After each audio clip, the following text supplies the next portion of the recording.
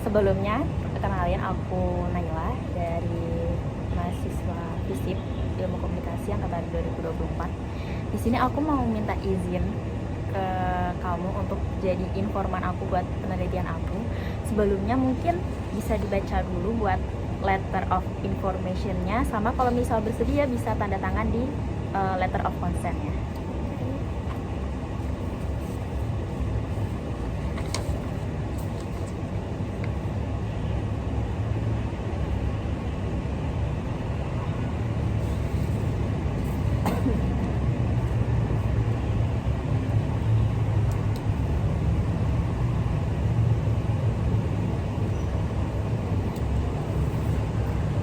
Oke.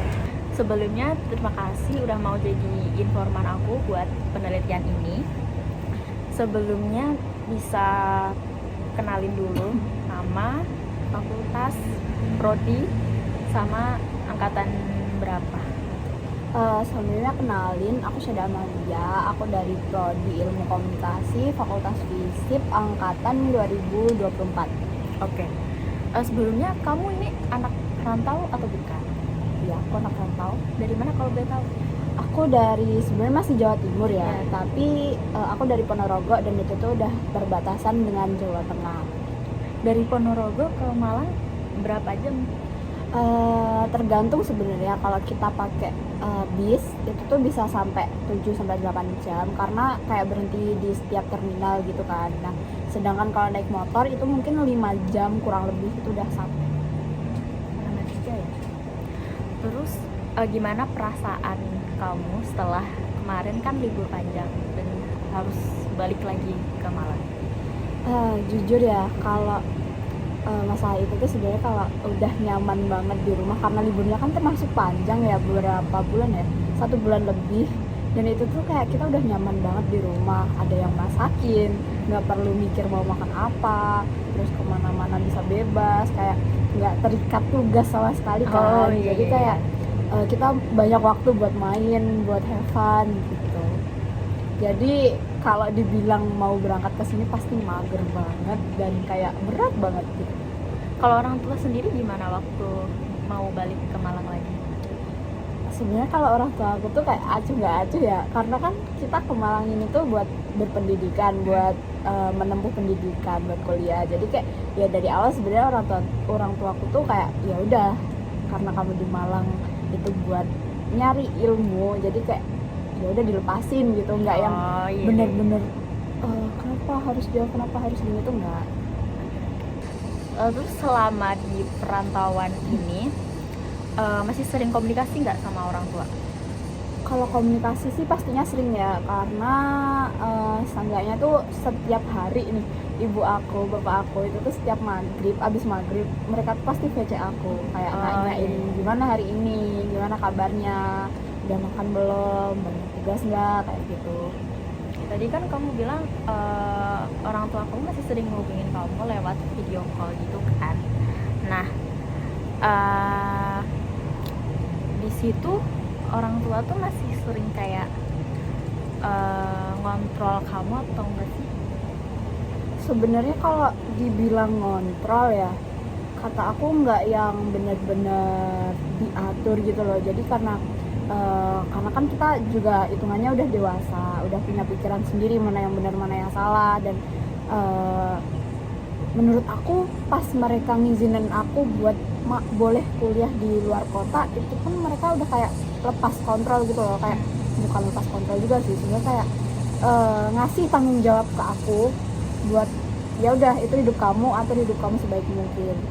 Tapi mereka tuh kayak dari awal emang nekenin kalau jangan sampai terjun ke pergaulan yang emang bakal ngerugiin kamu, dan selalu ingat buat beribadah kayak gitu. Terus kamu sendiri juga ngerasa terbuka nggak sih sama orang tua selama ini? Kalau terbuka ya, kata aku sejauh ini mungkin aku tuh tipe orang yang nggak bisa cerita masalah aku ke orang tua. Jadi aku lebih lebih prefer buat cerita tuh mungkin ke teman deket aku gitu. Oke. kan kamu bilang tadi nggak yang terlalu terbuka banget ya. Nah, kalau misal kamu mau ngambil suatu keputusan gitu, itu biasanya kamu bilang diskusi sama orang tua atau enggak? Jujur sebenarnya aku lebih ke aku selalu mutusin itu sendiri, dan Oke, setelah aku oke. memutuskan itu aku baru ngomong ke orang tua aku. Pernah nggak sih kayak ngerasa butuh orang tua banget, tapi di sisi lain orang tua tuh nggak bisa hadir secara langsung? Oke, karena di sini kan aku semester 4 ya. Nah, sebenarnya aku tuh tipe orang yang meskipun pergi jauh kayak merantau, pergi sendiri tanpa orang tua, itu tuh aku nggak pernah ngerasa sejauh ini ya. Sejauh ini tanpa ngerasa kayak homesick atau kangen sama orang tua gitu loh. Meskipun itu berapa bulan, beberapa minggu di luar kota yang jauh banget dari rumah aku, itu aku nggak pernah ngerasa homesick. Cuman nggak tahu kenapa di semester 4 ini setelah aku balik liburan ini tuh aku ngerasa kayak sepi banget di kos tuh, kayak nggak punya teman, nggak ada teman buat ngobrol, nggak Iya. bisa curhat, kayak banyak banget nggak tahu karena alasan apa. Dan di situ tuh aku ngerasa kayak butuh orang tua aku gitu. Dan sebenarnya di waktu apapun itu aku nge-VC atau nge-telepon orang tua aku pasti kan diangkat. Meskipun mereka sibuk ya diangkat, meskipun lagi dialihin ke kayak ini lagi sibuk, nanti ya dilanjut lagi gitu. Tapi abis itu emang ditelepon lagi gitu. Jadi nggak gitu, mungkin sekedar buat nanyain gimana hari-harinya, itu tuh kayak sebenarnya ngobatin rasa kangen aku, rasa kangen aku gitu sih. Jadi kayak ngerasa mereka hadir meskipun nggak hadir langsung di kos aku. Terus selama ngerantau ini pernah nggak kayak ada selisih paham gitu sama ortu, apalagi kan jauh ya sekarang dari ortu, pernah nggak? Saya sih paham, mungkin ada beberapa waktu tuh pas masih awal-awal ya, masih awal-awal tuh aku sebenarnya pas lebaran kita aku berpikir kayak apa nggak usah pulang ya gitu, karena sebenarnya aku masih, pikiranku tuh masih terikat kayak ditanyain orang-orang kuliah di mana. Dan sebenarnya kan ada beberapa plan aku yang aku sebutin ke orang-orang, kayak aku inginnya sebenarnya kuliah di sini, cuman kenapa kok jadi di sini gitu. Aku sebenarnya nggak mau ngejawab pertanyaan-pertanyaan kayak gitu. Nah makanya itu aku nggak pengen pulang kan. Tapi setelah aku ngobrol ke orang tua aku, mereka tuh kayak gimana ya, bilang ke aku, kenapa sih masa kayak gitu aja dipikirin, kayak ya udah kan udah berlalu juga, mending pulang, kan di situ juga nggak ada siapa-siapa kayak gitu. Itu sih salah satu solusi faktor. Cara nyelesain selisih paham itu gimana? Sebenarnya aku introspeksi diri juga sih, kayak ngepikirin masa lalu yang berlebihan, kayak apa ya, terlalu aku pikirin banget itu tuh kayak nggak berguna juga buat aku. Dan di situ aku ngedengerin orang tua aku, dan akhirnya setelah berpikir lagi itu aku berniat buat pulang juga. Oke. Terus selama ngerantau ada gak sih kayak ada perubahan sikap dari ortu gitu?